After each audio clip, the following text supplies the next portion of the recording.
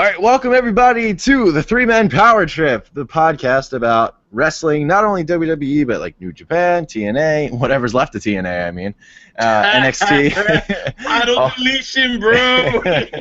Throwing shade to start the beginning of the show. All right, here is three people. It is myself. My name is Kevin, with two of my companions here, and I'll let them introduce themselves. Go ahead, Puffin. Okay, so this is Puffin. Lifelong wrestling fan. I grew up in Cleveland, Ohio, and there's always this year, which is a beautiful thing. Oh, God. Oh, shut up, Pittsburgh. Enjoy it while you can. Yeah. I was ready to say sorry if I know how to act when those things happen. I'm Mike. I'm otherwise known as the black man that can cut a promo, a.k.a. the real-life unicorn, and I say let's get it started. Awesome. Okay, and just to jump in there with a little bit of summary from me, again, Kevin from Philadelphia. I was a very big wrestling fan when I was a lot younger, when I was a smaller Kevin, if you will. I took about a 10-year break, roughly, when I stopped paying attention to it and actually found out that it was real, or it was fake, I mean. And actually, these two right here kind of got me back into it, and now I'm all about it. Yeah, bro, it was the Rumble. Who won that year? Who was that? I think It was Cena. There you go. It was Cena. I missed Del Rio. Yeah. Okay. You didn't miss much. No. That's what I hear. Yeah, it was. I just remember being totally entranced when I called that Goldust would come back. When I really didn't know Goldust was coming back, I just wanted to recognize somebody. I just remember the whole time I was really pissed off with the logic of, wait, you have a guy from England and a guy from Ireland, just have them fight. Really easy booking. Man, I was so much smarter back then. Anyway, so coming up pretty soon, we have the incredible, illustrious WWE brand split coming up. All anybody's talking about within professional wrestling. And, you know, we want to look at all the cool things that are be going on. I mean, they just released some new rules where you got some cool little things to work out as far as the logistics of it. But in order for us to look forward, we wanted to take a shot and look in the past of what happened before when the WWE tried this brand split. In the past, I think there are some mixed opinions on it, but before we really get into opinions about how it went, I think first we want to try to kick it to my compadres here and see what exactly went down, how they led up to the brand split, and just some of the events that occurred during that. So, if anyone would like to take it, that'd be great. Sure. So, I mean, the big incident that kind of led to the brand split was the acquisition of WCW, I think in 2001. And so they had a lot of strong talent. They had a very deep roster, and there's the realization that having that many strong talents fighting for showtime amongst each other wasn't going to work. They had just eliminated their key competition, and so they wanted to still have that kind of killer instinct that came with the Monday Night Wars. And so the thought process was, let's split the brands in half, have a real competition going on. So that kind of started with the drafts.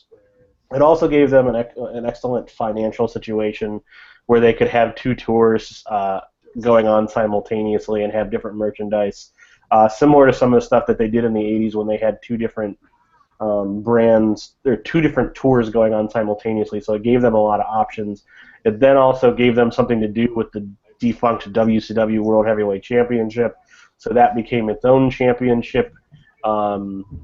And so at one point when WCW was feuding with them, it was the WCW World Championship, and then it just became the World Heavyweight Championship. Lots of lineage there. The brand split itself, I think, lasted for something like 8 or 9 years. For quite a bit of it, they had different pay-per-views that were brand specific, and then it started to just kind of dwindle, and there started to be a lot more interaction between the brands. And also just a feeling that everything was very similar. That kind of led to them finally just saying, okay, we're going to undo this now. And they ultimately unified the titles to one champion, which then ended up becoming Randy Orton, but that was even after the brand split had ended. Mike, is there anything you want to add?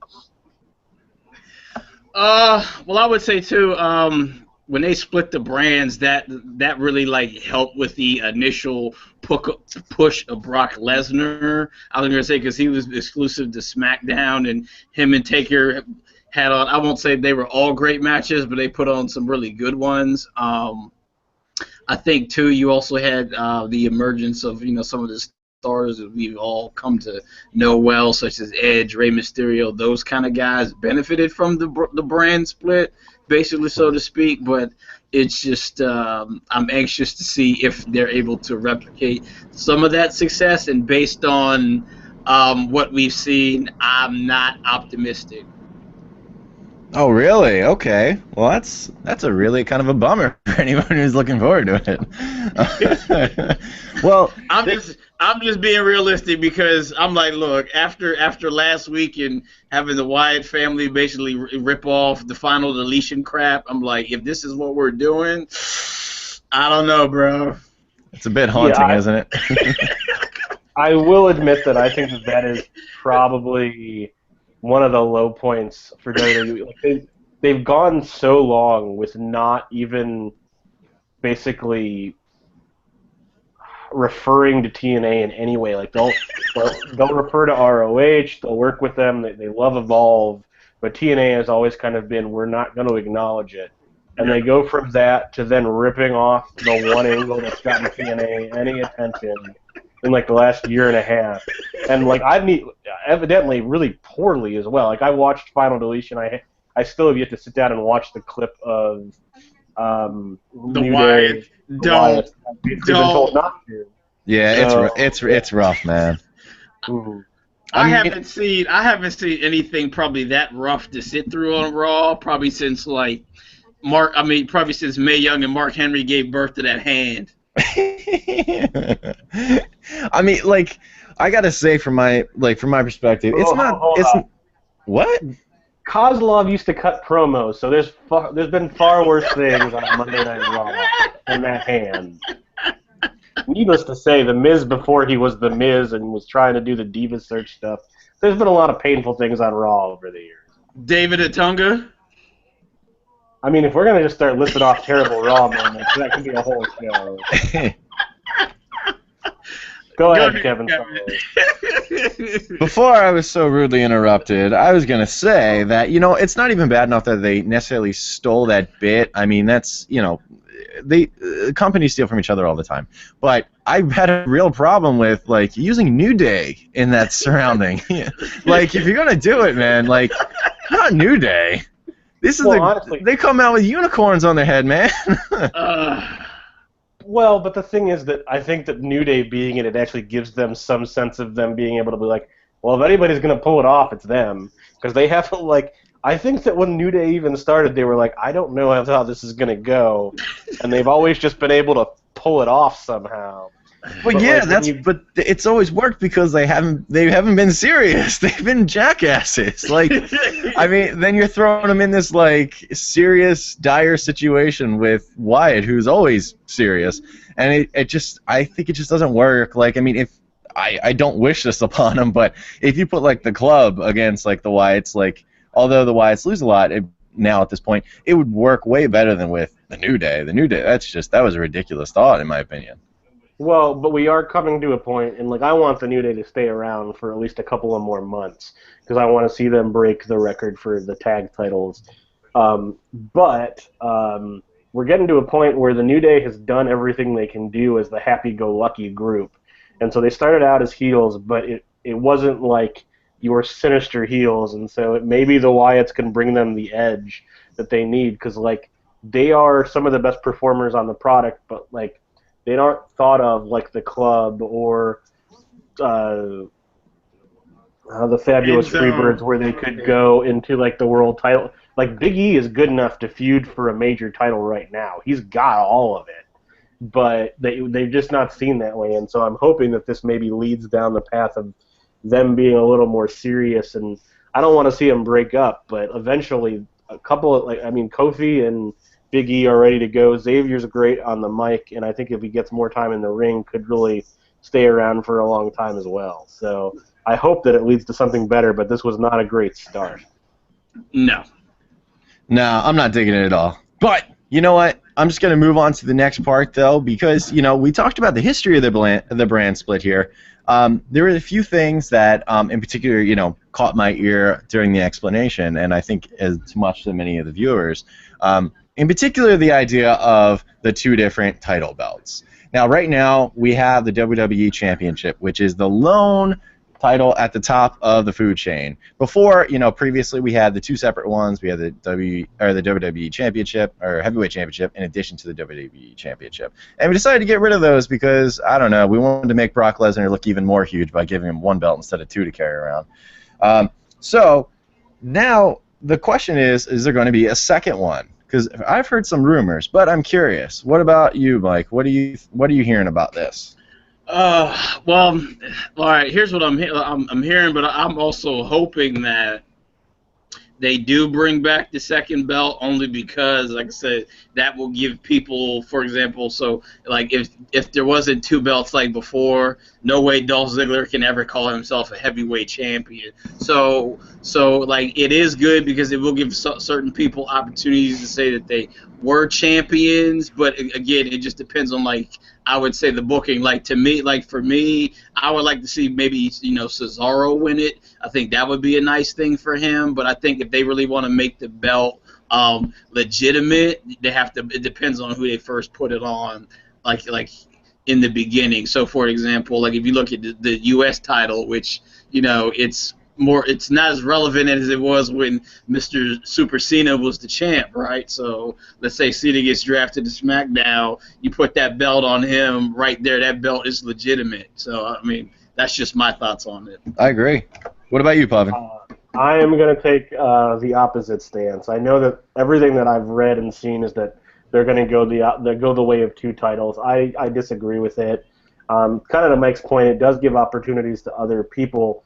But when you look down the lineage of, the great wrestlers of all time, you can name guys like Kurt Hennig, Roddy Piper, Big Boss Man, some other guys who are these really big-name people in the industry who've never held a world title. And then you have guys like Jack Swagger. You always bring up Swagger. I mean, he's got to be the first one. He's the epitome of the rule. But, and I like Dolph Ziggler, but, has Dolph Ziggler ever done anything enough to really be a world champion? I loved the cash-in moment. I know I'm basically breaking the internet's heart by saying this, but you can't make an argument to me that Mr. Perfect or Roddy Piper weren't better than Dolph Ziggler.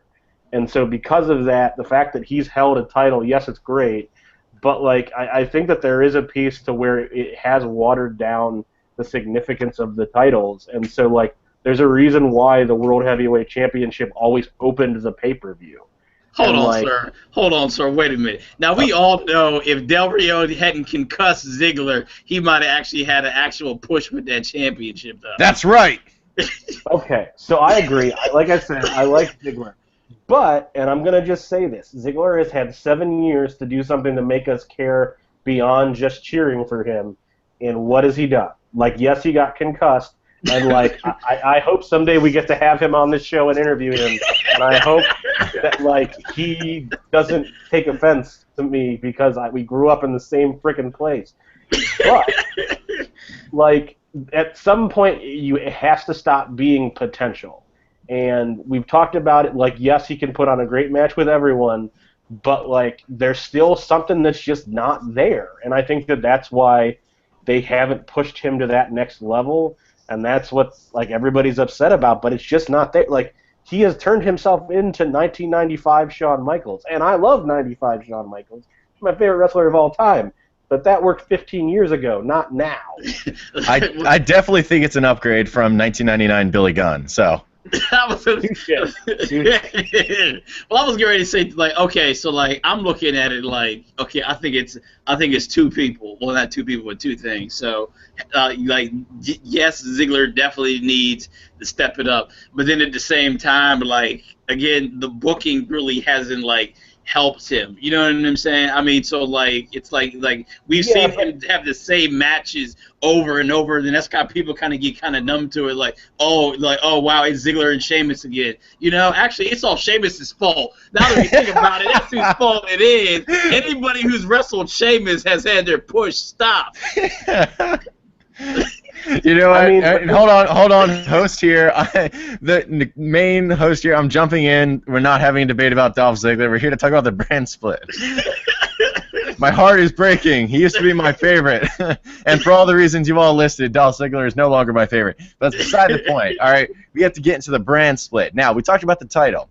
Looks like at this point, it seems as though there's going to be a separate title for the other brand, which is SmackDown. Whoa. Which, for myself, you know what? I think they're going to end up doing it. I think it's what they know. If they possibly want to go with this idea of two different brands within one company competing against one another and trying to make it legitimate, it makes sense as there's a champion for both. I mean, any professional team sport, NFL, NBA, NHL, whatever, there's, of course, a conference champion. Real quick?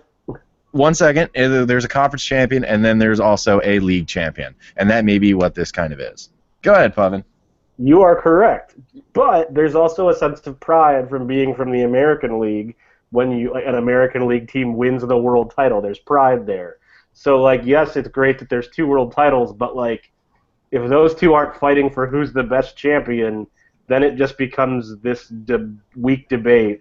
And you also, well, we're going down the rabbit hole of some of the rules of the draft, so I'll stop. But, like, I think that you'd be better off served saying, oh, we're SmackDown and we have the world champion right now. That means we're the best brand. And so then when that champion is on Raw, everybody's gunning for him because there's a pride in having the world champion be on your brand. I think that actually adds to the competition rather than the complacency of, oh, well, we both have 2 belts. I think it's a really good point, actually. I mean, to counter what I was saying, I do like that idea because, again, if it were 2 conference champions, then what's the champion above that? Super Mega McMahon Championship or something? So yeah, those brass rings, bro. Those brass rings. The brass ring. What it's going to be is there's going to be a Raw champion, a SmackDown champion, and then Brock Lesnar, just the guy who everybody knows could tear off both their heads. So, as long as he passes his test, as long as he passes his doping test, right? Hey.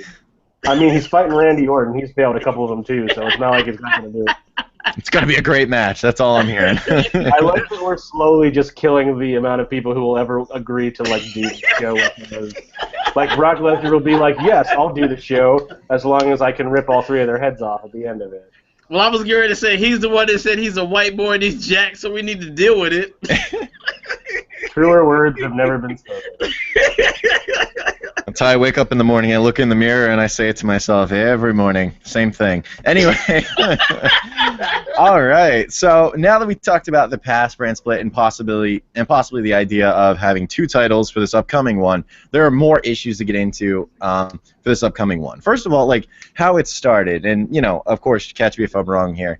I just remember a very convoluted episode where Vince comes out and says, "You know what? I don't think it's working. So I think we're going to try to shake things up a little bit, and we're going to do a brand split and a draft and blah, blah, blah, blah, blah." And it did seem to kind of come out of nowhere, but that's not particularly shocking to me considering, you had Shane versus Undertaker for control of the company. Which still makes no sense. And Shane got control anyway, even though he lost. Go ahead. From within the internal side of things, a lot of it has come from the USA Network saying, "Hey, we now own SmackDown, and the ratings aren't as good. What are you going to do about it?" And so they looked at it and they were like, "Well, what can we do?" The brand split seemed like the easiest solution, and also there was the reality of, and this is just how I feel, and I think a lot of people do, is that you can't really have the same level of excitement anymore about pre-taped wrestling shows. I think the one kind of counter example of that is maybe NXT and like the cruiserweight tournament that they're doing right now, which both have a lot of buzz. But generally speaking, pre-taped shows just don't have that same feeling. This gave them the opportunity to address some of those things and tell USA, yes, we are going to focus on SmackDown as well. And USA is paying them a lot of money to be on their network. So. Well, I was going to say now, speaking of that, Puffin, I want us all to take 1 minute and have a moment of silence for SmackDown spoilers, because they're gone. All right, we're good. No more. Right for like 2001 writers who are now on the outside looking in. So. Well, okay. So now that we have we have the brand split coming up, and it looks like Puvin just gave a pretty good background on kind of the behind-the-scenes stuff as to why it seems so out of left field, which is good. Thank you so much, there, Puvin. Of course. It's all good. Yeah. I'm here to educate and have opinions. There you go. Well, someone's got to, right? Okay, Especially so if you're on the show. that's true. I'm basically a talking head at this point. So now that we have that kind of established there, now the big question for a very long time, aside from the draft and Roman Reigns suspension, was who is going to be the commissioner for which brand? You had Raw and SmackDown with Shane and Stephanie McMahon. And for the longest time, speculation. And this past Monday Night Raw, we finally got our answer from the chairman, Vincent K. McMahon. That whole thing was so anticlimactic. It was like finally asking the hot girl out, and then you realize when she talks, she's stupid. Puvin, what do you think? I think you put it pretty well. Honestly, I think what it was is there was a realization that they needed more time to figure things out, and so they were like, let's just do this. We'll give two faces of the brand. I think that you needed to keep both McMahons on the shows because Stephanie is probably your most over heel, so you need to be able to bring her in periodically. I don't think they realized that Shane would get the reaction he did because people genuinely love Shane and the fact that he will kill himself for the brand. Here comes the money! Exactly. You need to keep them on the brands, so this gives them the opportunity to keep them relevant and bring them back periodically. I think the scary part is this basically leads to at least 5 authority figures that can be on TV at any given time. Because you have Vince in there as well, Triple H if he's not one of these commissioners or whatever, and so it's just going to get to the point where it's like, well, who's in charge? Mm-hmm. What I don't know. I think they're flirting with a very terrible direction. It's also just the fact that the whole commissioner or authority figure angle has jumped the shark several times now. The anonymous general manager. You weren't a fan of that, Puvin? I wish I had the sound effect to be like, no. And I quote, no. But, I think it's just, the formula is now broken. And, Austin McMahon saved wrestling and has systematically been killing it over the last 10 years, 15 years. Because, yes, it's great when Triple H, Daniel Bryan, was the epitome of that moment working again, but they have to stop recycling it. It has to stop being the wrestlers versus the Office. Yeah. It's got to be the wrestlers versus the wrestlers because people the reason why UFC works right now is they're telling stories about one man versus another man or one woman versus another woman, and the WWE is kind of stuck on this authority thing, and they just need to move beyond it. Yeah, and it's funny when you said the Triple H Daniel Bryan thing of it working. The last instance we saw of it, it popped up to my head right away was Triple H versus Reigns worked, but in the wrong way. Everyone hated Reigns but loved Triple H. I was like, I don't think they planned on that. No! Everyone else in the world knew that wasn't gonna work. Vincent Kennedy McMahon was like, oh no, it's gonna work. Okay, it's okay. No, honestly. At that point, everybody was in, and they're like, well, we have to go to WrestleMania with something. Reigns has been positioned as the guy, so he had to be in the match. I think that Triple H did it. Let's remember that promo that Stephanie McMahon cut as they were coming out, where she was basically playing the world's greatest oppressor, and the audience still cheered them. So, but isn't that great? I am the 1%. You are all idiots, and people loved it. People want entertainment, man. They're not trying to look for an actual lifestyle. So, that's why I think it was telegraphed as to what people's reaction was going to be to all those promos. So, I don't know. Basically, what we should have learned by this point: anything with Roman Reigns, keep him out of the main title picture for now. Anything else, root for the other guy. Because exactly, root for that guy, not just the guy, Kevin, but that guy. Ugh.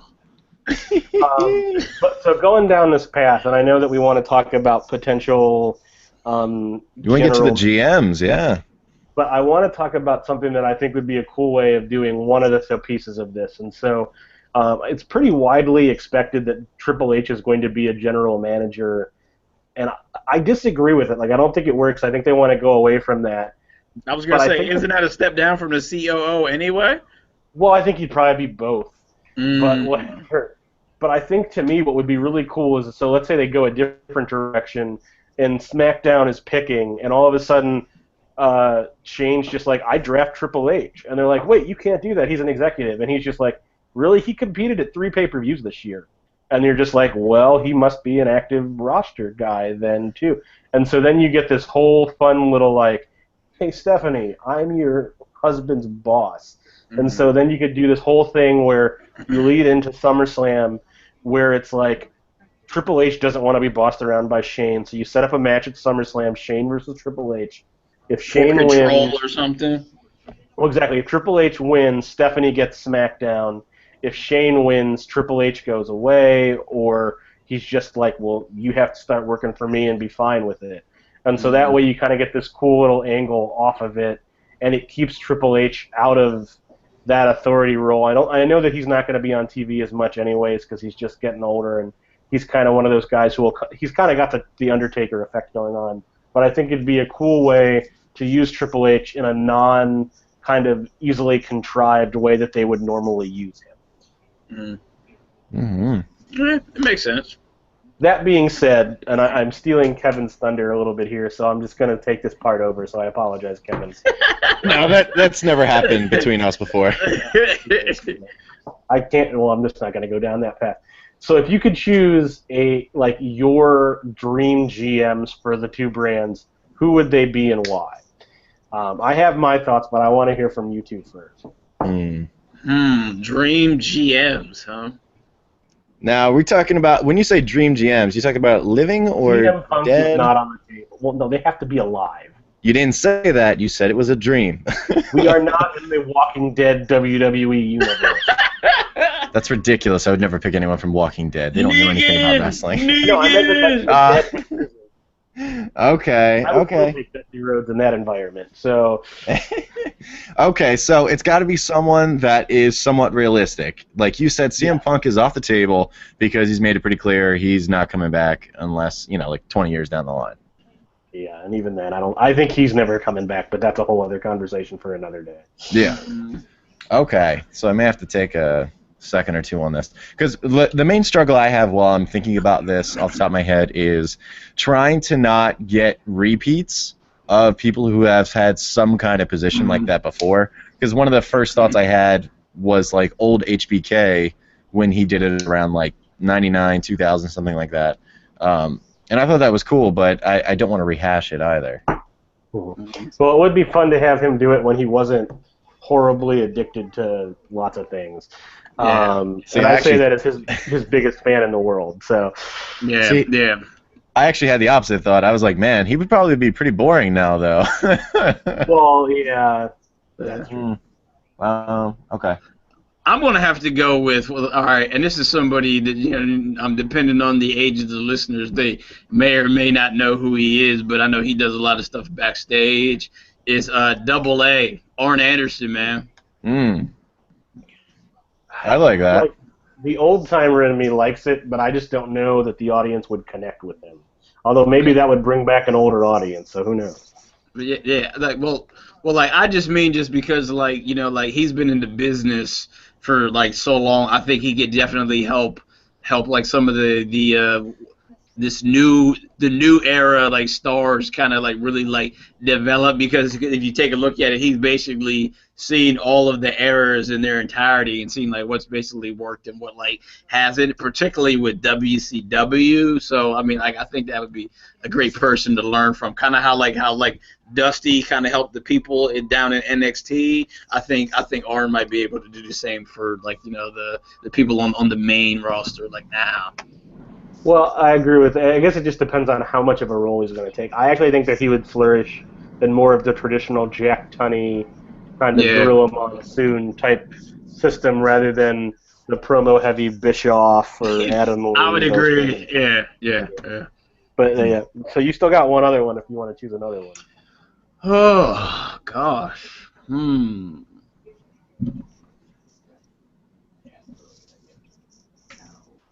trying to think of some people. I would say too, and this isn't, like, well, I guess if I could make it specifically geared towards a certain like section or whatever, I would probably bring back Trish Stratus. You know what I'm saying? Because I think a lot of the like after her and that all these generations left, like the divas kind of the women's division kind of became like, let's just have a whole bunch of like women who look good but can't wrestle worth a damn. And then back. I mean, like when Trisha and like Lita had matches, like those were great matches. You know what I'm saying? Like they could honestly be like the main event type thing. So maybe like Trish Stratus. Trish Stratus is definitely an interesting choice, and I think if she were to come back, that's probably one of the only capacities she would come back in. I've been sitting here trying to kick names around, and problem is most of them are half jokes in my head. Like right away, my thought was, Barrett, bring back the Bad News Barrett. I've got some bad news. It's like, oh, you're going for the title. You're planning on walking out of here as champion. Well, I'm afraid I've got some bad news. I'm back. See, like I had a thought, like all the guys I'm thinking of are bad guys. So I was like, all right, Barrett with the Bad News Barrett gimmick, although that's not like a top pick. He would have to change roles, but JBL, I do like in a GM position. I could see that. Yeah, he's one I like a whole lot from an actual logistics, like an actual logical standpoint. But I don't know if they want to take him away as the heel announcer, though. So I don't know. Well, I mean, we'll see how it goes. So the two that I have, and one of them is a slight rehash. He did it briefly. One is Kurt Angle. And I know that he was a general manager when he was hurt briefly and then ended up feuding with Eddie afterwards. But I think that it gives him something to do. He could still step in the ring every so often. I know that they would be very careful about that, given his medical history. But I think that it's a way to introduce him back. The other one, and this is probably the more controversial of the two that I would be thinking, is Scott Hall. I think that on a microphone, on a week-to-week basis, he can do a lot of really good things. He's proven that he's trustworthy right now. But it's in a role where if something bad happens, you can kind of pull him off the TV for a while. But I think that he still has the ability to deliver a promo that's pretty impressive, and people would tune in to see it. I gotta tell you. Go ahead. Well, no. Like I would say, I'd rather have Scott Hall than Kevin Nash because we all know how he's gonna book stuff. Well, but none of these guys actually book things. That's the thing. I mean, but you know what I'm saying. I mean, for me, I would rather have a fresh take from Hall than to put Nash in put him in some type of role like that. I mean, maybe. My initial thought was about Nash. I was like, well, Nash would be a cool one, but last few times I heard his promos, I actually didn't like him very much. Super Shredder, bro. Super Shredder. Yeah, that's pretty ugly. I mean, I'm sorry, and I cut you off there, Puvin, but I just had to throw in there. I'd probably prefer Nash than Hall, even though I don't like Nash all that much, because I got to tell you, after seeing some of the video from like his documentary and stuff, it just makes me sad to look at Scott Hall anymore. See, but you have to see him now. Like I agree. But I mean, I don't know where you are with it, but I think that he's one of the best kind of stories of wrestling in the last couple of years in terms of pulling back together. And I mean, anytime you look at any kind of older wrestler, you see scars and you see things that can be depressing at times, but I think that he still connects in a way and he's got the tools to do it. I don't think that they actually will do it, but he'd be one that I think would be fun. You know what? I'm replacing Bad News Barrett, okay? So instead of Bad News Barrett, I'm going JBL and Al Snow. What does everybody want? Good. What does everybody need? It sells itself, everybody. That would be hilarious. Oh, I'm all about it. Unless you want to do JBL and Farouk for the hell of it. He can just come out and say, damn. No, but seriously, don't do that. Yeah, no. Okay, so that's the speculation with the GMs. Some of these a little more serious than others. Although we had the dream scenario thrown out there, because I know there's a few rumors flying around, but what are the rumors right now that are going around? I know I heard you say something about it earlier, Pavan. I would like you to talk about it. Yeah, I mean, the big rumor that's out there right now is Daniel Bryan, because of the WWE app releasing a story saying the Yes Movement was coming to SmackDown. So I think that he's kind of the hot candidate, so to speak, right now. I think a lot of people think Triple H will be involved some way, but that's less of a rumor and more of just business as usual. But Daniel Bryan has definitely been the one who's seen the most kind of being linked to being one of the general managers at this point. I love Daniel Bryan, but I don't necessarily think it's something that he's going to flourish with. I think he was also taking some downtime to start a family, and you're talking about jumping into something we're only talking about 2 days a week of filming, but I just don't know that he's going to be that into it. And even though I enjoyed his promos, I don't know that he could necessarily carry only being a promo guy as the sole reason that he's on TV. And I would love to be pleasantly surprised by it. I miss him, and so I want to see him on TV, but he's the hot topic right now, and the hot rumor, so to speak. Honestly, man, like especially after watching the Cruiserweight Classic, I think I would rather have him on the announce table. Honestly, get of course I'm probably gonna catch some flack for this, but get Byron Saxton out of there and put Daniel Bryan in there. You know what I'm saying? Oh no, Saxton's horrible, man. That's what I'm saying. Get D. Bryan on SmackDown doing that. You know what I mean? Because him and Morrow. Because I think honestly, I wouldn't even I don't think the announcers are up for the draft. But for me, I wouldn't I like Morrow. I don't know how you two feel about him, but he actually gets me excited about even matches that suck just because he's actually that passionate about it when he's talking it. I mean, I hope they don't go the route of the announcers being drafted, because it just always feels stupid. I'd rather have them say, oh, this announcer has agreed to be the exclusive voice of whatever. Mm-hmm. I do like Morrow. I think the Cruiserweight Classic is amazing, and I think that it's going to bring a lot of different things to the product itself, because I think that we're going to see a lot of these guys end up in NXT as the NXT roster starts to get a little rated as we move forward. But I don't know. I'm okay with it. I think I'm going to come to Byron's defense here for a minute. I think that he's never been put in a situation to where anyone has looked out for him. So he just kind of got dropped in with JBL and Cole, and they were like, oh, just be the third man. And being a third guy on a commentating booth is a difficult role to fill, and I think he's doing the best he can with it. Well, you know what? I think we just found the solution to multiple problems, which is we slot JBL as a GM, and then you have Michael Cole be the heel announcer, and Byron Saxton is the face. Done. Over. I mean, I don't like Byron Saxton. I actually do think he sucks, but I think he's in a difficult situation too. But I'm just bro, just chill, man. Just do color. That's Honestly, it. You need to see Byron Saxton on some of the YouTube channels. So when he does Up, Up, Down, Down with Xavier Woods, or he does some of the game night shows, he's got a lot of personality. It just doesn't connect right now, but give it some time. They said the thing about Mike Adamle, though. Yeah, but they were lying about it. Oh my gosh. Okay, so we talked about the commissioners and possible GMs. And for GMs, realistic standpoint, it probably will be a Daniel Bryan or a Triple H. But we don't know, maybe WWE has something up their sleeves there. But more importantly than the commissioners and the general managers, of course, are the rosters themselves.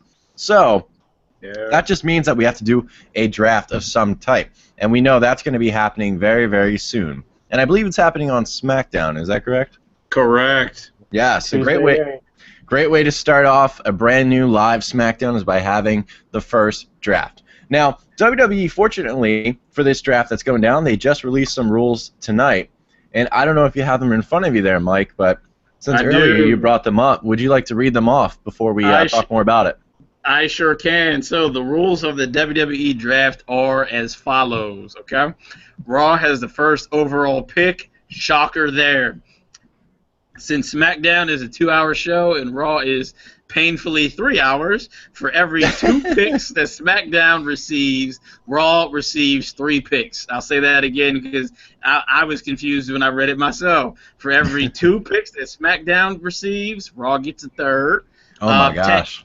I know. Tag teams count as 1 pick unless the commissioner or general manager specify which one member of the team that they want. So, for example, if they're like, I'm taking Big E and Kofi and Xavier can go do whatever, that's what they're going to do. And then the last one is 6 draft picks will be made off of the NXT roster. Now, okay. Now, I'm a big fan of NXT. I'm like, 6? Maybe we should have kept that to 4. I mean, that really is a tough one, the NXT in particular, because, like, the way we've, like, had preliminary talks about who should come up and who shouldn't, and I don't think we were anywhere near 6 names, maybe 3, 4, something like that, but I say a solid 4. I'm like, 6? I don't know if everybody's ready for that. Well, but so I agree that I think that 6 is a little bit much. I think that they're trying to. I mean, Vince said on a conference call a little while ago that they were going to see like 11 NXT stars move. So I think that that's him holding firm to that. I think the other thing that's going to be good, though, and I think Triple H has been smart about this, is that the Cruiserweight Classic, there's some guys who are already getting signed. So I think that NXT is reloading because it knows that its most recent crop is basically getting pulled up. I think a couple of the guys that they expected to stay down there longer jumped, like Apollo Crews. I like him. He hasn't done much. He should have stayed down there. Yeah. He should have been the guy who's feuding with Samoa Joe right now, but they moved him up too quickly. But I think that NXT is going to reload and be ready to go. It might take them a little bit, but some of these Cruiserweight Classic guys are amazing. And don't forget Bobby Roode. That's right. I'm going to let you be on his bandwagon. I'm going to stay firmly planted away from Bobby Roode. It's not a bandwagon. He's not terrible. I was getting ready to say, if you go back and you watch like those beer money matches, or then even when they split and like he became like he was basically a ripoff of Triple H, but it worked in TNA. I mean, he had some good matches there. Him and Booker had a classic for that one championship. I can't remember what it was. They had like the best of like 7 matches. That was some good stuff. So Roode's not terrible. It's not like you're signing Canyon. I'm not going down that path. I'm just very interested to see how, like, with the exception of AJ, when they get their hands on like exclusively TNA guys, it hasn't necessarily gone well. And so like they've presented them well in NXT. I'm just curious if the TNA guys are there to stay in NXT and elevate, or if they will ever see the light of the main roster. So from what I understand, I think Roode is just there to help the NXT brand because he's already 30. I think he's already 39 the way it is now. I think the difference between him and AJ is AJ's also up there in age. Like, okay, if you compare like AJ and like Bobby Roode, that's comparing like LeBron and like I don't know, like Iguodala or something like that. Like, he's not terrible, but like he's not on that level. Win the championship. So correct. Yeah, correct. You know what I'm saying? So I think that's the difference. And then too, a lot of people, this is if they're fans of TNA. If you remember, like Roode and Joe also had a decent rivalry too. So I think that's something that they could also touch on. It just depends on, are they going to book Roode as a heel or a face? Because it just really depends. I mean, and I know we're going to do the mock draft, so we can talk about this a bit more. This is a spoiler alert because I don't necessarily know that it's been officially released, but it's out on the websites. The next TakeOver event will be Joe versus Shinsuke for the NXT title. That's going to be awesome. Oh, yeah. I mean, I agree, but the thing that I'm worried about is I want Shinsuke to come up in the draft. And so Well, I don't know if well, it's going to happen or not. Well, my only thing with him coming up in the draft is like I'll say so if you take a look at all of the guys who came up from NXT and who also were champions, they were there for like a while. Like Balor was there for 2, Sami Zayn was there for like what a year and a half, Kevin Owens a Oh, year and Zayn a was half. there You for know, longer than Valor, yeah. yeah, yeah, you know what I mean. So like for me, like he's gotta carry the brand like everybody did before him that was a championship before he gets like the call up. Like I think he should be how AJ debuted last year is how Nakamura should do it like this coming year. He should either come out during the Rumble or just like one of the pay-per-views for the new year. Bam, there he is. I mean, I Mhm. hear you, and I agree that like you have to have a period of time being like for the majority of guys who come up from NXT, I think it works best that they've had their time, they've had their run. But then there are other guys like the Wyatts or a few other folks who like they were in NXT, they did some things, but they didn't stay as long. I just think that there's money to be made with Shinsuke, right? Like he connects. And yes, there's something about the NXT audience that likes him, but I think he's ready. And while I get the whole paying your dues, I just think it's a waste to keep him down there, especially if they go into rebuild mode mid him being there. But I mean, I hear your point as well. So It also depends again, it also depends on how they book him because if we look at these NXT guys who have come up, like overall booking, I would give it a solid maybe C plus as far as like how they've been booked. So you have guys like so like Owens came out like out of the gate, beat Cena. Wow, he's established. Then he kind of floundered a little bit, right? Sami Zayn's really just had. I mean, he's just been kind of doing a little bit here and there. Neville debuted. He was awesome in NXT, and they were just like, oh yeah, he's the guy that defies gravity, and then that was pretty much it. So it just depends on again how they work him in. well, they have to have something for it. I mean, Triple H has said it all the time. It's like people want people to come up from NXT, but if they don't have anything, then they suffer. Apollo Crews, the classic example. Apollo Crews' character is he likes to smile and he likes to wrestle. That's his character. And Both important things in the wrestling entertainment industry. You know what I'm saying? Cause my fear is like I don't want Nakamura, not that I think he would, but like I don't want what happened to what was it? Sin Cara happened to him. But I mean I don't think it'll happen to that level. But you know what I'm saying? But like this was an international guy. They brought him up way too soon, and it didn't work. Well, but I think that like I get where you're coming from, but I think that's a really unfair comparison because the work rate and the work style is just completely different.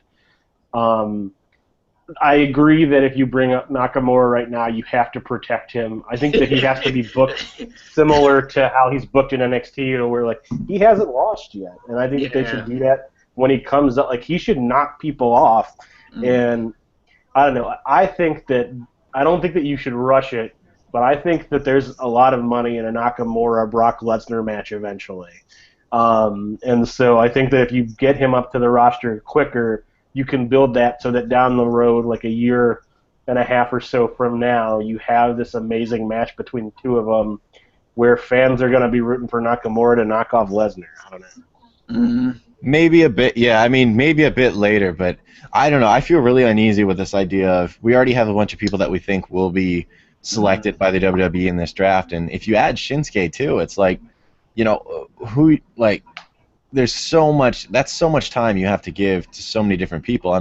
Shinsuke's another dude. I mean, like, if you are rebuilding NXT, it'd be great to have somebody stay behind. That's a big name, considering we think there's some bigger names that'll come up in the draft in a second, coming up to the roster. So I'm content, even though he's actually the one I want to see the most up on the main roster, and not Finn Balor like most people.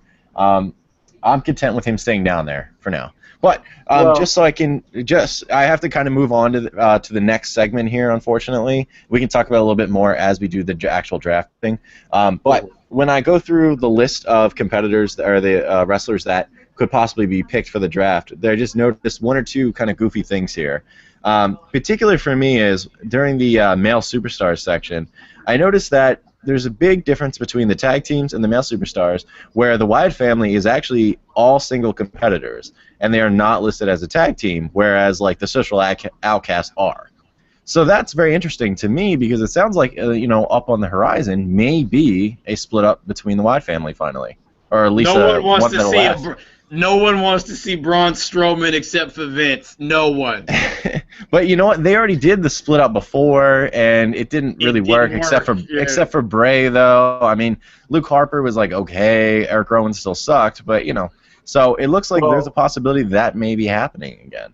But don't be surprised if all three of the current Wyatt family members end up on one show, and then Luke Harper comes back to a different show, because he's the only guy of the three, or of the family, who can, I think, exist without Bray, and then set up a feud if they actually build Bray correctly as well. So don't be surprised if Luke Harper's not going to go in this draft. I don't think he's on the list. But don't be surprised if he doesn't immediately come back to the family and they try to do something independently from him, because he's got a lot of talent. Absolutely. Okay, so that means that we're going to try to start off kind of a mock draft here. So using the rules that we have in front of us, we're going to attempt to do this. Now, Pavin, as it's been worked out before, is going to be the GM for Raw in this instance. And then we have... True. It's true. And then we have my buddy Mike here, who is going to be the GM for SmackDown, making the selections for them. My ears are dead. Okay, so remember the rules that we ended up getting here. Raw is going to end up with the first overall pick, and we're going to try to do what the rules set upon, which is since Raw has more hours, they're going to get an extra pick on every couple picks. So we're gonna try to hammer that out here. So ridiculous. I know it's a little weird. It's like when I first heard it, you get 3 picks for every 2. I immediately thought of the 3-fist compromise. Immediately, it was pretty bad. Yeah, I mean, racial issues related to pro wrestling, that doesn't happen. Anyway. No. Look forward to that in a future issue, because that will be a recurring theme of this conversation. Oh my gosh, that's going to be a whole podcast. Anywho, okay, or so a whole series. Oh my, Consequences Creed. Easily. All right, so we're going to get this kicked off right now. Let's say there's a podium in front of both of you, and we are like, okay, we're going to start this off. Vince K. McMahon says, all right, let's begin the new brand split. Raw is the first pick. Don't let me down, son. Pavin gets to pick. Who is it going to be with the first overall selection? Let's go with Brock Lesnar. Brock Lesnar, a somewhat part-timer. Why Brock? Well, he got a lot of mainstream attention on him right now. I will admit that this doping allegation would possibly change my opinion depending on how much comes out. Well, that's a whole other thing. That 2 out of 3 of your top guys have doping allegations against them right now. And the other top 3 guy has been in a scandal for showing his penis to other people. It's not looking good. No. So, but I would say Brock Lesnar. He's got a lot of mainstream attention. I mean, to me, if you want to have legitimacy around the product, it's hard to have. He's got to be in your top 4 picks, because otherwise it's just kind of well, why would you not take the guy who can literally beat everyone? I will admit that I went back and forth between a lot of different people, but the other benefit of being Raw is for every 2 picks Mike gets, I get a 3rd steal, and so this gives me the opportunity to do some things. That is true. And I just want to note, although it's not officially listed, when you get Brock, you pretty much get Heyman too. So that's really a 2-for-1 in my head. Indeed. All right, so that means Raw's down. SmackDown is up next with the number 2 overall selection. Who are we looking at, Mike? Do do do do. Wow, I'm. You got to say it out loud, because I think that nobody thought that they would ever see this day. And his name is John Cena. John Cena. Okay, well, just a quick reasoning. Why John Cena? Okay, well, here's why. Because, like, as much as, everybody's talking about the new era and all of this stuff, like, we have to keep it real. Like, this is probably the beginning of the end for him. And seeing as for me that he basically became who he was on SmackDown, I think it should probably be fitting that he should probably end it on SmackDown. And then also, as we talked earlier in the podcast, we need to make that belt legitimate. If you want to make the belt legitimate, you got to strap it on Cena. You do realize if you do that, though, he ties the record, right? At this point, it doesn't even matter. Okay. I think it's going to be his no matter what. Yeah, I was going to say, it doesn't even matter, yeah. Okay. Well, the other question, and, like, nobody has the answer to this because they don't of course not, no. But, like, it also depends on if this draft is going to be a yearly thing or if it's, like, once you get them, they stay, so who knows. But I think you made the right decision right there, so, yeah, good job. I agree. I mean, if you're gonna try to bring a lot of attention to SmackDown in particular, Cena's the guy that's got to do it. I can't believe I did it. Well, needless to say, Mike is going to shower before the evening is finished. So. I have to say one last note. I don't want to get into a whole thing about it since we have to move on to the next pick, but I have to say I was definitely the Cena sucks part of the Let's Go Cena part. And now that he's back from his injury, I'm so happy. Well, I was getting ready to say, bro, he was the best wrestler in 2015. Yeah, I was so miserable when he was gone. I was like, dude, this really sucks. So I'm glad he's back. I think it was an excellent pick. So that means that Raw is going to the number 3 overall pick and their second pick of the draft. Who are we looking at after an initial pick of Brock Lesnar? This is solely because this is what the WWE would do. I do not condone this pick in any way, but in continuing with the theme of doping, I select Roman Reigns. Yeah! This is great. He's not just the guy, he's the guy with the needle. I like it. No, but like honestly, I think that Roman Reigns has been positioned to be the top guy. I think that him and Reigns are kind of seen as the two guys who are at the top of the brand right now. I enjoy him. I don't necessarily dislike him as much as other people do. If it was a personal opinion, I wouldn't have taken him at number 2, but they've invested enough money into him that he has to stay this high. Otherwise, people are just going to start to realize that they're pulling the plug on him, which I don't think they're willing to do. Now, I'm going to jump in real quick, and does it scare you at all with Lesnar and Reigns as the top 2 picks? If you want Reigns to be at the top of that mountain, and you have Brock Lesnar as pick first, a guy that basically never loses, do you think that kind of contradicts the thought process? I don't necessarily follow your question, truthfully. I'm saying if you want Reigns to be the top of the brand, and you have Lesnar, your first pick, who basically never loses and probably will be near the top at all times, inevitably he's going to run into Reigns. And Lesnar essentially never loses. So how's Reigns going to get there? I hear what you're saying, but I think that you could make the same case for The Undertaker for the last 5 years. Like, when people run into The Undertaker or Brock Lesnar, they don't win, but Brock's only going to be on 4 shows a year. So, you keep him away, or maybe when you do need the title to get the rub, you have him come around. But just because they're the top 2 picks doesn't mean that they immediately have to interact, and you're systematic about keeping them away from each other. You already have Brock's next feud set up with Randy Orton. And, Orton doesn't necessarily have to be on the same brand, so that buys you time. The other thing is, in truth, Brock actually has a rematch that he's never cashed in on. And so Reigns isn't immediately the champion. You don't have to worry about them being near each other either. So I'm not immediately scared of that because I don't think they necessarily need to work with each other. The other thing is they will not put Roman Reigns with Brock again until Reigns is a heel because it will continue to get the same reaction, which was that people wanted to see Brock Lesnar break Roman Reigns in half. Suplex City! All right. I had to throw out the question and ask there.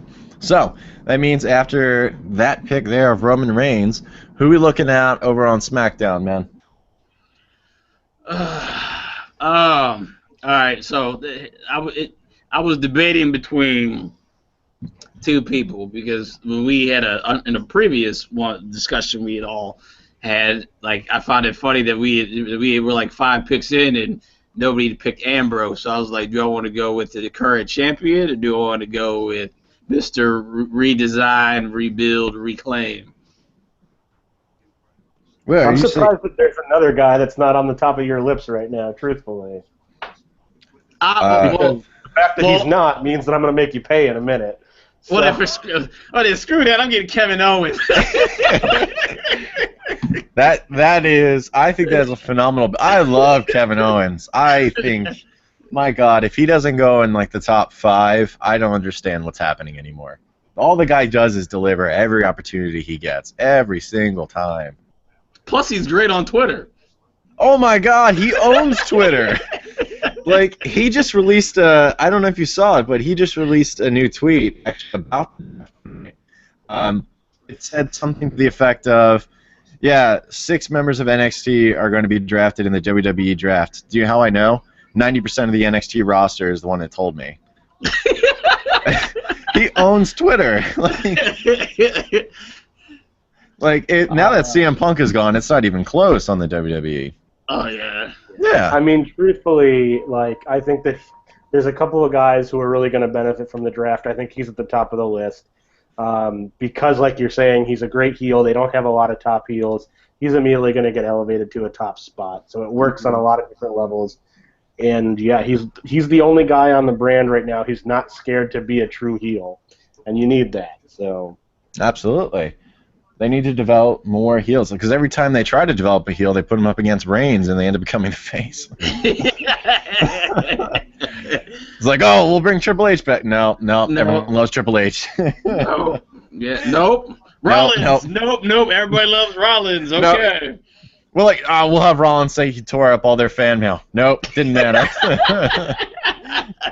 They're like, damn, that was kind of a dick move, but I still love you, Rollins. Yeah.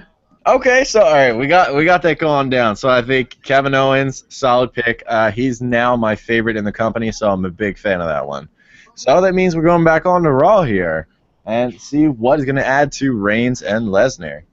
So just so I'm clear on this, if I'm doing my math right, I basically get 2 picks back to back here, correct? That's what we're going to be doing, yeah. Yeah. So this is going to be fun. So the first pick is AJ Styles. Who I thought was going to be Mike's pick there, so I'm a little surprised, but I will take Mr. Styles.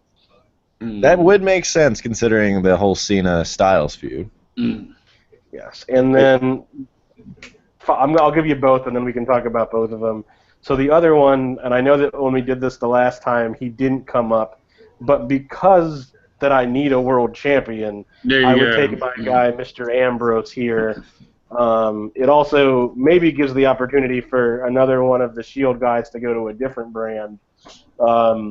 But so I think that both of these guys are top caliber talents. You need to keep one of the world titles on one of the brands, so you keep Ambrose around if he holds on to it. AJ Styles can go with anyone. He is a top tier talent. Absolutely. I mean, he's one of those people who wherever he goes, he's going to bring value. So couldn't not go with him, and he's just one of the most entertaining guys to watch right now. He's the person that makes Vince look stupid for not liking outside guys. Oh, yeah. And I got to tell you, now that you brought up AJ Styles, that's another person they put up against Reigns, and Reigns ended up being the guy everyone hated. Yeah, but when they put AJ Styles against him, he was still a face. So I know he was, but then what the hell were they thinking? Like, oh, we're still trying to put Reigns over. Let's put him against a mega face. Like, what? It all failed miserably. I'm just like, there's just countless numbers of people that are continuing to make Reigns look horrible. Well, but that's not the conversation. I'm sorry. No, but like, this is one of those things that I think that sometimes when fans discuss, we get wrong. Vince wants everybody to be over. So, like, yes, Roman Reigns was not getting over as much as they wanted when he was working with AJ Styles, but that feud was just as much about getting AJ Styles over to the WWE audience. And yes, he had a great reaction, but it was about showing that audience that he could go and belonged in that spot, and he proved that, and then you got the club storyline out of it as well. And so, I get the whole Roman Reigns piece, but I think a lot of times we look at things too one-sided when they're trying to do multiple things with angles like that. So. I suppose so, my philosopher. Well, I was gonna say I don't know. The fact that they signed AJ to me should signify we think he's legitimate enough to come to our brand because we know that, like I said, Vince isn't in love with outside guys. So I mean, I think the signing itself should have signified that to the WWE universe. Mm-hmm. Okay, so it looks like we ended up getting those two out of the way. I mean, it's hard to argue with Dean Ambrose and, of course, AJ Styles, two top-tier guys that are probably, well, one is the current champion, another one will probably be competing for the championship at some point down the road.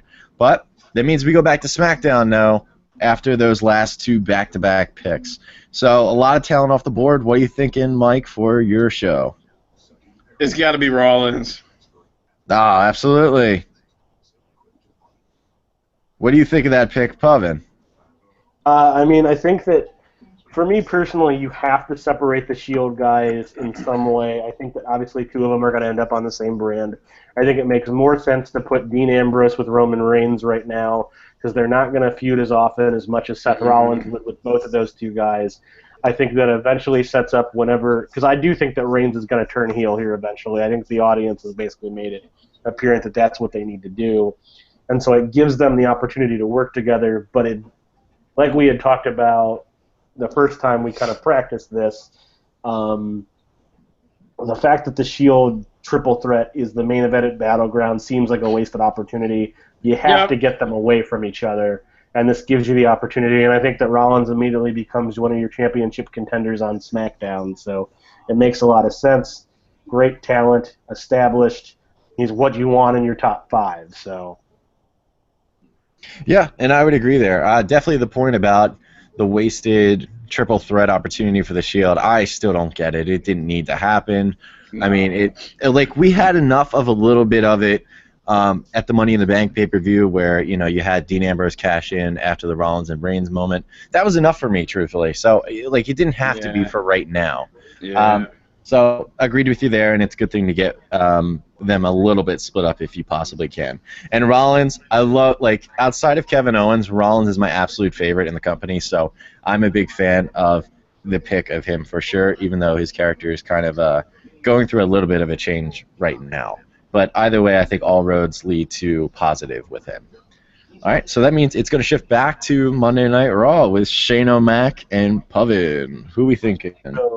Mike, I want to broker something with you, and I think that this would be a cool way for them to do this in the draft itself, too, is so they've said that 6 NXT stars are eligible to be drafted. Mm-hmm. So what I think might be cool would be to establish, like, NXT rounds so that they know that those are the rounds that where we pick NXT people. So I'm going to let you know I'm going to pick an NXT star here right now, and if you want to do the same, by all means. All right, sounds good.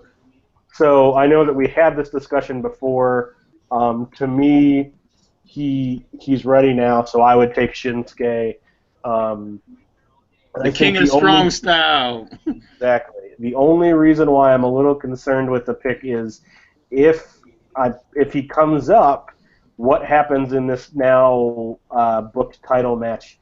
He has to lose to Joe, so that can cause some issues. I think, you know, in the reality of the draft, I think that Joe will probably get drafted if they're going to take 6. Because I think that they do want to put the title on Nakamura, but I'm going to take Nakamura. I think that you have to. That was great. Like honestly, I think they should keep Joe down there, and that's only because he's now finding his groove as the heel. Because when they first brought him down there, he was a face, and it really didn't work. But now that he's become like the Samoan submission machine that he was over in TNA, that's starting to work. So I think they could do a lot with it. I would say, similar as our earlier conversation, Joe should stay a little bit. Maybe not as long as other folks, but he should. I think he should stay. Okay, I would tend to agree with that because, again, this was from the previous conversation. Since we think a lot of the top talent is going to end up going to the main roster, we're just adding more and more, and at what point is like we could talk about these Cruiserweight Classic guys filling in the slots, but I think you got to leave people down. So I don't know about Samoa Joe being called up in addition to Shinsuke. So I'm not sure. Well, no. What I was saying You're is saying in place of it? yeah, like I want Shinsuke to come up, but because he won't, I think Joe will come up in that spot instead. Well, that's where I guess Mike's comment in particular I think makes sense. Is that he's finding his groove as the heel. That would be a good idea to toss him in. I mean, although I'm fearful that he's going to try to do a little bit of what Rusev was doing, and I guess is trying to do again. But maybe he'll have more success this time around. I like Rusev, but Samoa Joe is leaps and bounds ahead of him in terms of ability, so I don't think that's a fair comparison at all. No, I'm just saying Rusev's first title run as U.S. champ, it was legitimate. Like, I bought into him as this Bulgarian, Russian, whatever the heck he is at this point, brute. And I was like, all right, this is great. But I also know a lot of that was from John Cena for the most part. So think about it there. All right, so let's say we're sticking with Shinsuke on this one. Now, Correct. It's the NXT round, so that means, Mike, who's your pick from the NXT for SmackDown? Wait. Is it the NXT round, or do I have the option to say I'm not going? I would rather wait till my next pick to go to NXT. You can do that if you want. I was just saying that it'd be a cool way to approach it, and I think it's how they do it. But whatever. I got you. Okay, well then, all right. I'm going with Sasha. Okay. The boss. That's right, the boss on SmackDown. Because I know growing up, she was a big Eddie Guerrero guy, and Eddie really found his groove in the WWE on SmackDown. So I think that would probably mean something to her. This isn't because you're in love with her. No, it has nothing to do that I would change my name to Sasha Banks' husband legally. Hey, I mean, I think a lot of guys would. And I think we had this discussion before we started recording, but I think that the big question with this one is, and I agree with it, I think Sasha takes the women's title at SummerSlam.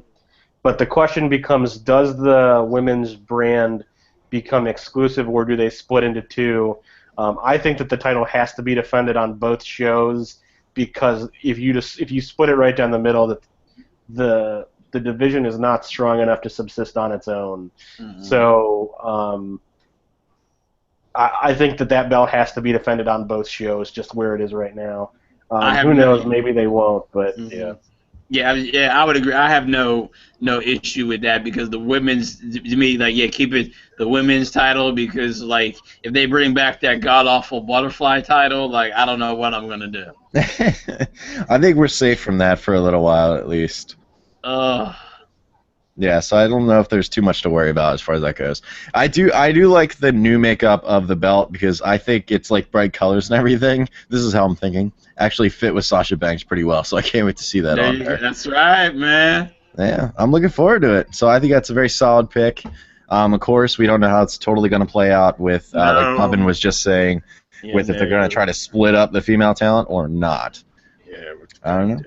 Okay, so Mike deferred the NXT pick to next round. So I believe, unless I'm not keeping track accurately, back again, yeah. That's right. Yeah, Raw gets to go back to back.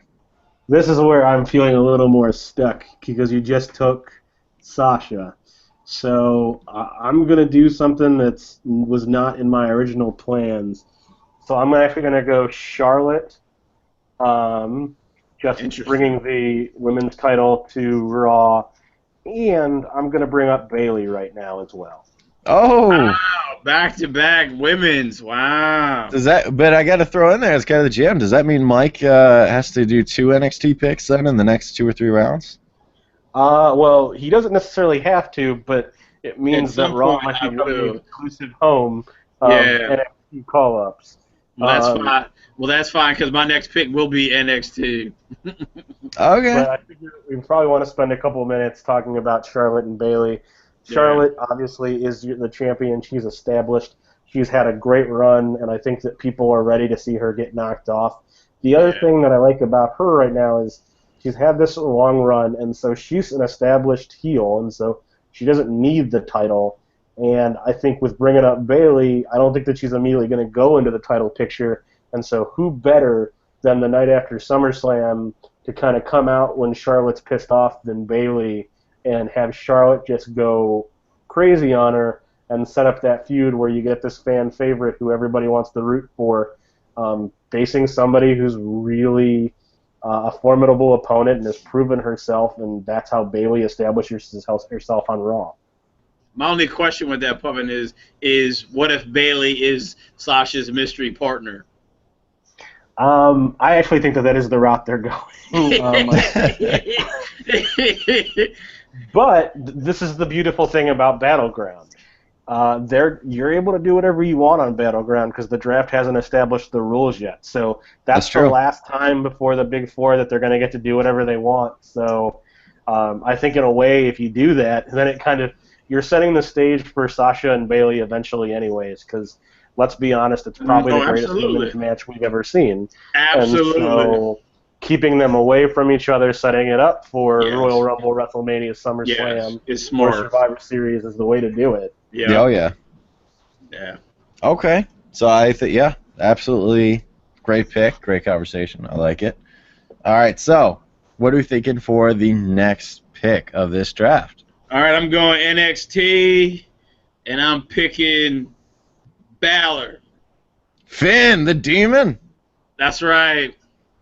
Well, that's no surprise for sure, I think, for most NXT and WWE fans. This is a guy that they've been promoting. They've been promoting the hell out of this guy forever. And I got to say, actually, while we were doing this podcast, I was just looking around on a Facebook feed, and I noticed that somebody posted a tweet from Finn Balor, which I think he's just trolling everybody at this point. He said, directly from the Twitter, it's like, is the window open? I can feel a draft, hashtag WWE draft. That is a direct quote from him. He was on a house show yesterday for NXT, and he got on the mic and said that. And then they all did. There was 5 of them in there, and it was Shinsuke, Finn, Bayley, and American Alpha. And he said that they all threw up the Too Sweet symbol, and then they all did the Shinsuke pose. So there's definitely an illusion that some of those folks are headed to the main roster. And he loves to troll. Yes, he does.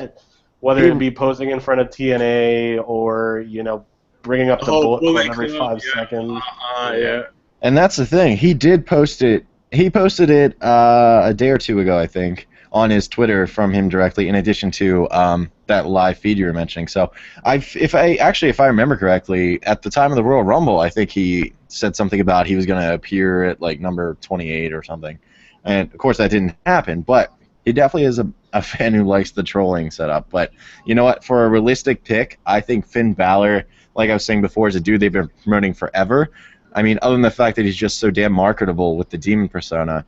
Sling Blade, baby. Oh my God, he's just great. So I think he's arguably the most realistic of all of them to be pulled up, especially after his match with Shinsuke.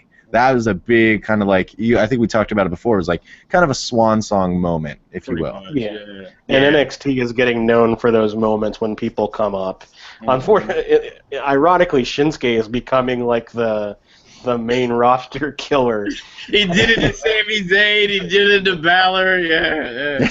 Yeah. Oh yeah. Plus too, I think Papa was saying earlier. I think Balor helps with SmackDown. You have that young talent on the roster there, and I think you can help the fans. You can help build Balor together with the fans at the same time, because SmackDown, he can basically be like that guy for the brand. Oh yeah. Well, you could just imagine all the things that you can do with a character like Finn Balor. Absolutely. I mean, even his entrance alone is just. He sells himself, man. Exactly. I mean, there's just chills up your spine with the way he comes out, and he's just he's just a character. It's the greatest way to say it. He's in excellent shape. He's a great performer. I mean, he's an easy, solid pick.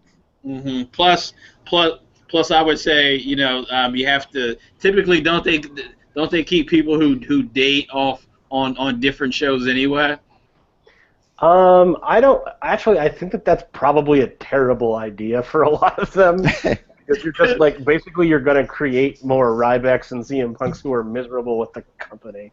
So I think in the past they've done that, but I think that there's no way that Nikki Bella is going to end up not working on whatever brand that Cena's on, and if Daniel Bryan's on granted that they've retired, but. Yeah. I think that you're going to see more of those couples stay together, probably. Okay, because I can remember before that it was that never happened, Well, especially it's not going to happen with Super Cena around. So yeah, I think you're right about that with Nikki Bella. Uh, Okay, so we got Finn Balor down, and we have the next pick, which goes on to Puvin. And I think we're going to do a couple more picks for each of you, and then we'll try to cap it off from there and see where we're at. Gotcha. So, Mike, I don't Yes. want you to be sour about this pick, but Don't the you dare World be sour. WWE Tag Team Champions are staying on Raw. Yeah. So the New Day is going to rock Raw for the next foreseeable future. Excellent. Oh, that's fine. That's fine with me. What? I'd be devastated if I just lost New Day for my brand. No. They're No. incredible. Merchandise sales are going to be solely dependent on John Cena. Well, no. Wait, because is it my pick now next? Yes, it is. Okay, well, I'm going to go with a tag team, and I'm going with SAWFT.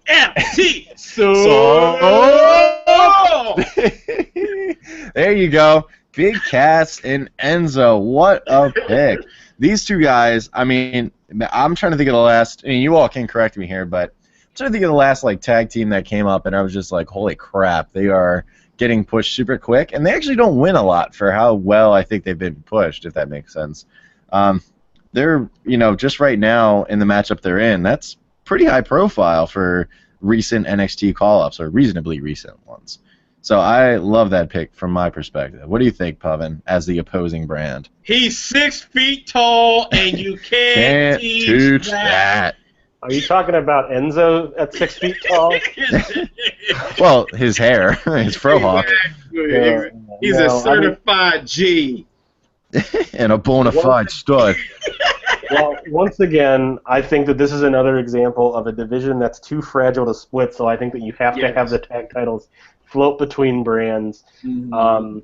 This is the thing. If you're going to do that with the tag titles and possibly the women's title, to not do it with the world heavyweight title doesn't make sense to me.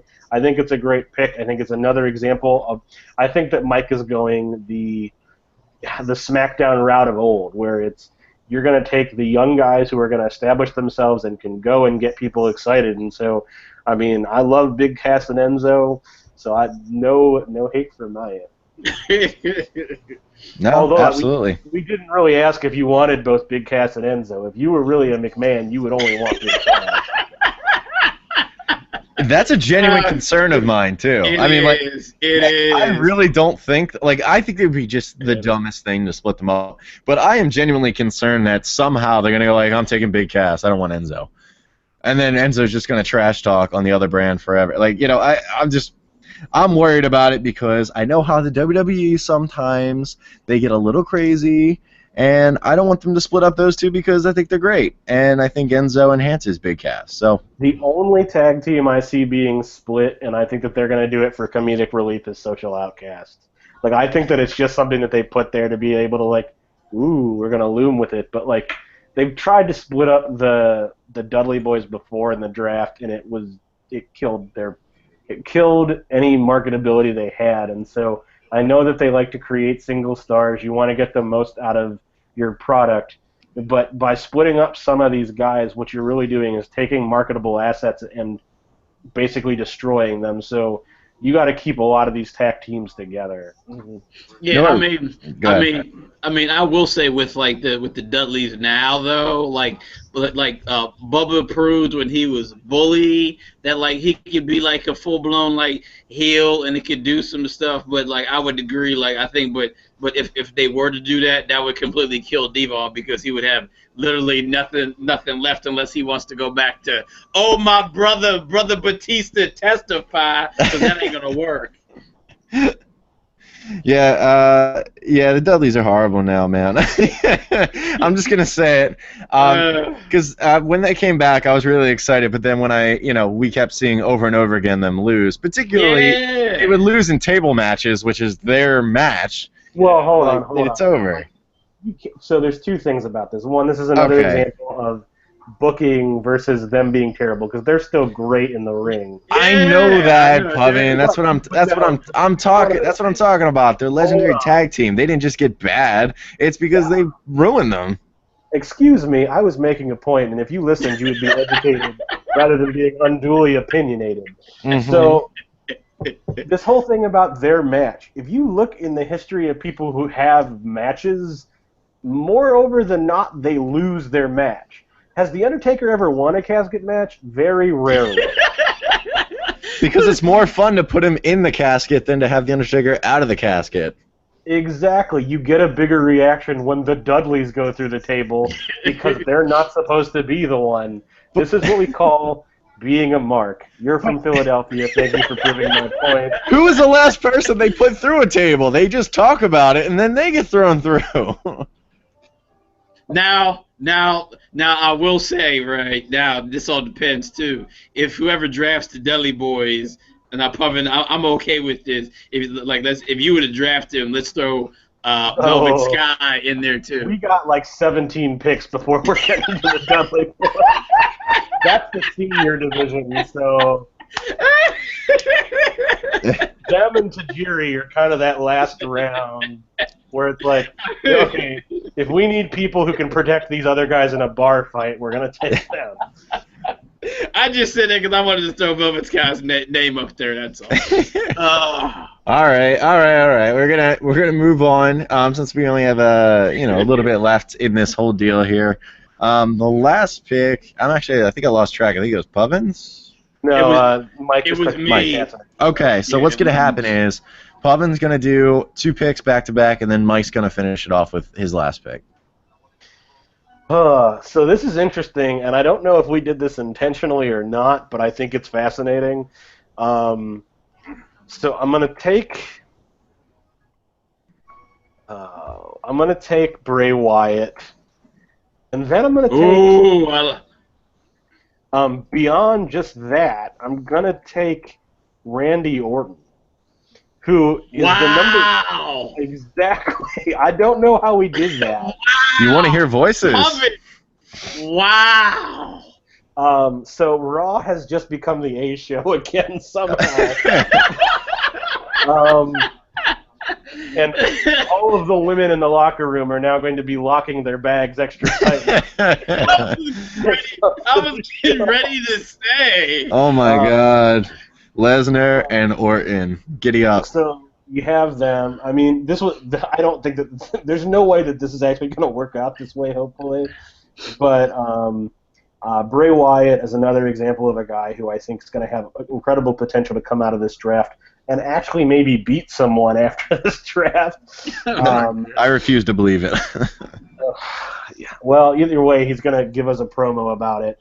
And then obviously, Randy Orton, I think, is another guy who has huge potential, obviously very well established, has been the secondary face of the brand forever, also has had a hiatus. So some of these big guys who've established themselves now, like an AJ Styles, or even some of the Shield guys who have feuded with him a little bit, that still feels new, and that's a long way from Sheamus and Randy Orton Part 17.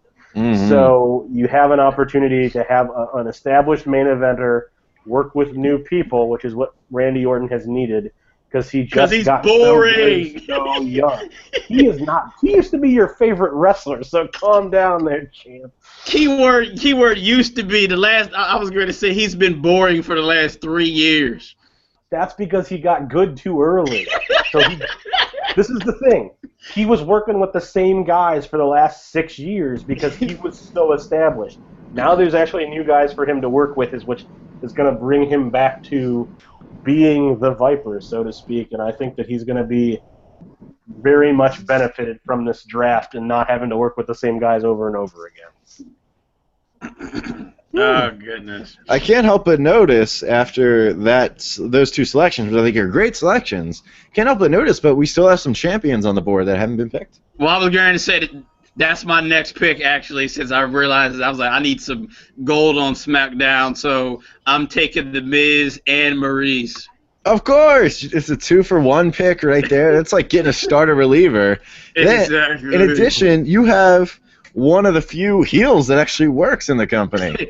Exactly. I mean, I know the fact that he's going to be gone for 8 weeks a year filming the Marines 7 through 9. But that's okay. You can come back and talk about it, and people will hate him for it, you know?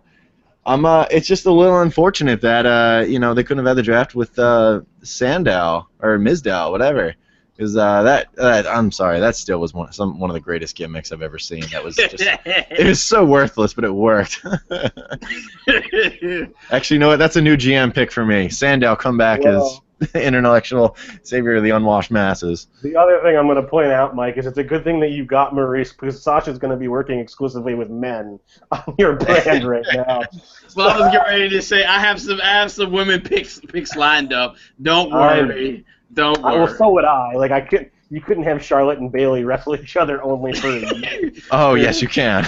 Watch WWE try. Oh god. Just the steampunk and the Ric Flair daughter. That seems to be all they ever marketed it as. All right, but I like that last pick. I wasn't gonna if it were me, I wouldn't have taken Rusev over the Miz for sure. Especially the way the IC belt has been lifted and elevated from where it used to be. I mean, same thing I guess could be said with the U.S. title, but that's slowly going down a very fast hill now that John Cena has nothing to do with it anymore. But I like the addition of it. Well, I would say too, because for me, I think Miz and Balor could have a good program for that belt. Oh, yeah, sure. I think that Balor might come up, and I don't think that they're gonna say that the IC title is beneath him already, but I think that he might actually start above the Miz. But I do think that they could get a good match out of him. Mm-hmm. A quick question that I have is: so we just played this draft out, and so I think we had 3 NXT talents. Get drafted. So we had Shinsuke, Finn, and Bayley. Yeah. So there's 6. So I know we were talking about who's all going to be in this 6. I think that we agreed that American Alpha would probably be number 4. So who are the other 2 people going to end up being to come from NXT who we think are ready? Okay. Okay. I think she's ready on the same level as Dana Brooke, which is not really, but they're going to do it anyway. I could see them bringing up Carmella and then just putting her back with Enzo and Cass. I think that they're going to keep her down there because with Bayley leaving, you need at least somebody who's semi-established in that division. And she's got a lot of talent, so I think that she stays. I thought you were going to say Nia, which I don't think that she's ready to come. Yeah, no, Nia should stay, and then that should allow, because you have Asuka, you have Nia, and then you can sign some new talent. And then I'm telling you, get ready, she's coming. She's coming. There is nobody in the women's division who has her look. She's learning. She's come a long way quickly. I don't agree with her coming up, but I think it's happening. So I think that she would be one of those 6 that ends up in this draft. She's I like totally awesome. Agree. She's awesome Kong, man.